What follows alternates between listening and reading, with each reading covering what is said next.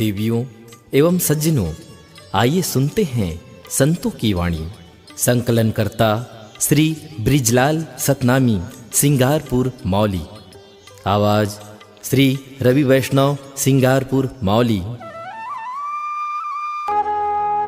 मांसाहार पाप है क्योंकि वह किसी के जीवन को खत्म करके उपलब्ध होता है। संवेदनशील व्यक्ति मांसाहार कर ही नहीं सकता, और जो मांसाहार करते हैं वे चलते फिरते कब्रिस्तान हैं, क्योंकि उनके पेट में कई जानवर दफन हैं। लोगों से पूछो कि तुम मांसाहार क्यों करते हो, तो ये कहते हैं कि भगवान ने जब सब बनाया है तो खाने में क्या दिक्कत है।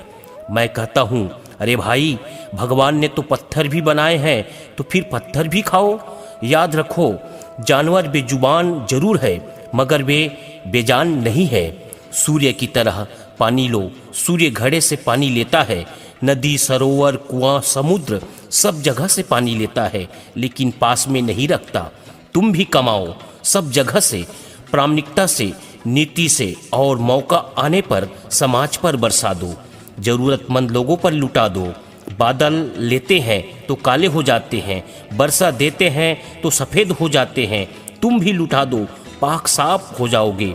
मुनि तरुण सागर का एक वक्तव्य याद रखना, नीति से कमाओ, रीति से खाओ और प्रीति से लुटाओ।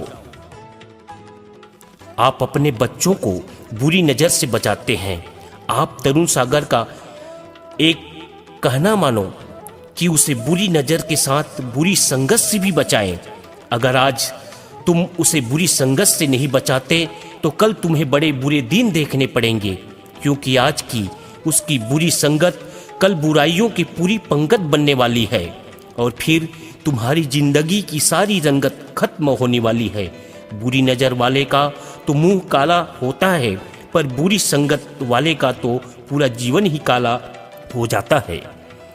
किसी भी नगर में दो चीज़ों का होना शर्म की बात है, एक शराब की दुकान और दो जुआ घर। जुआ प्रलोभन देकर आदमी को बर्बाद करता है, और शराब जीवन लेकर आदमी को बर्बाद करती है। शराब पीने के बाद आदमी आदमी नहीं रहता, वह राक्षस हो जाता है। सरकार कहती है कि शराब से राजस्व बढ़ता है, इसलिए इसे हम बंद नहीं कर सकते। मैं आपकी बात मानता हूँ, लेकिन आपको भी मेरी एक बात माननी पड़ेगी कि राजस्व के साथ राज्य में राक्षस भी बढ़ते हैं।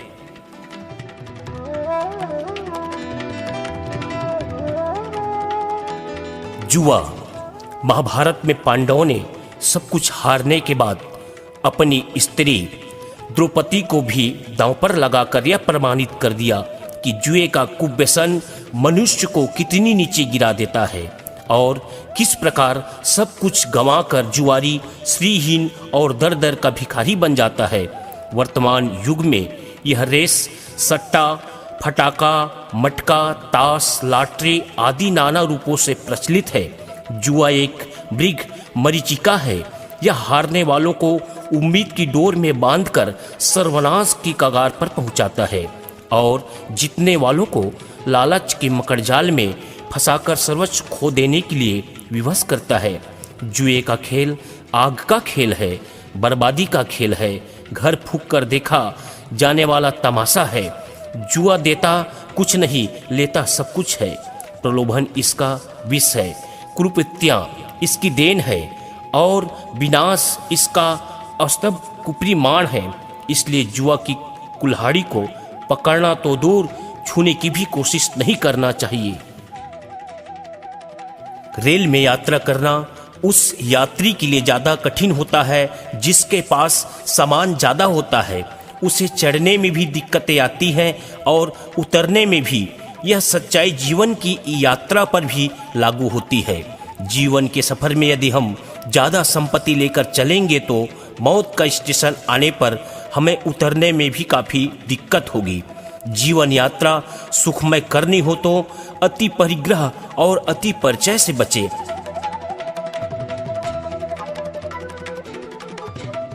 दुनिया में 3 देव हैं, ब्रह्मा, विष्णु, महेश। ब्रह्मा जन्मदाता है, इसलिए लोग उन्हें पूजते हैं। विष्णु पालक और महेश संहारक हैं, इसलिए लोग उन्हें सिर झुकाते हैं। ब्रह्मा में विष्णु और विष्णु में महेश नहीं समा सकते, लेकिन दुनिया में माँ एक ऐसा तत्व है जिसमें ब्रह्मा भी है, विष्णु भी है और महेश भी है। माँ जन्म देती है इसलिए ब्रह्मा है, संतान को पालती है इसलिए विष्णु है और संस्कार देकर उसका उद्धार करती है इसलिए महेश भी है। 9 घंटे 5 किलो पत्थर पेट पर बांधकर देखो, पता लग जाएगा माँ क्या होती है। राजा के पास पंडित पहुंचा। राजा ने सोचा यह कुछ मांगेगा। राजा का देने का मन नहीं था। राजा ने कहा, ब्राह्मण देव, आप अगस्त ऋषि की संतान हैं। अगस्त ऋषि ने तो समुद्र को 3 चुल्लू में पी लिया था। आप 3 घड़े पानी पीकर दिखाएं तो मैं आपको दान दूं। पंडित होशियार था, बोला, महाराज आप रघुवंशी हैं। राम ने बड़े बड़े पत्थर समुद्र में तैरा दिए थे, आप एक छोटा सा कंकर तैरा कर दिखाए तो मैं 3 घड़े पानी पीकर दिखाऊं। किसी नेक काम में बहाने मत बनाइए। भोजन का प्रत्येक ग्रास ब्रह्मांड से आया हुआ दूत है। आपके मुख का ग्रास शाकाहारी होना चाहिए, मांसाहारी नहीं। मांसाहारियों से मैं सवाल करता हूं कि हमारे शरीर की जठ यज्ञ भूमि है, यह कब्र भूमि है। जो लोग अपने पेट में मृत जानवरों के अंगों को डालते हैं वह अपने पेट को शमशान भूमि बनाते हैं। पेट देव वेदी है, वहाँ सिर्फ पूजा का पवित्र अर्घ चढ़ता है, मांस मंद्रा नहीं।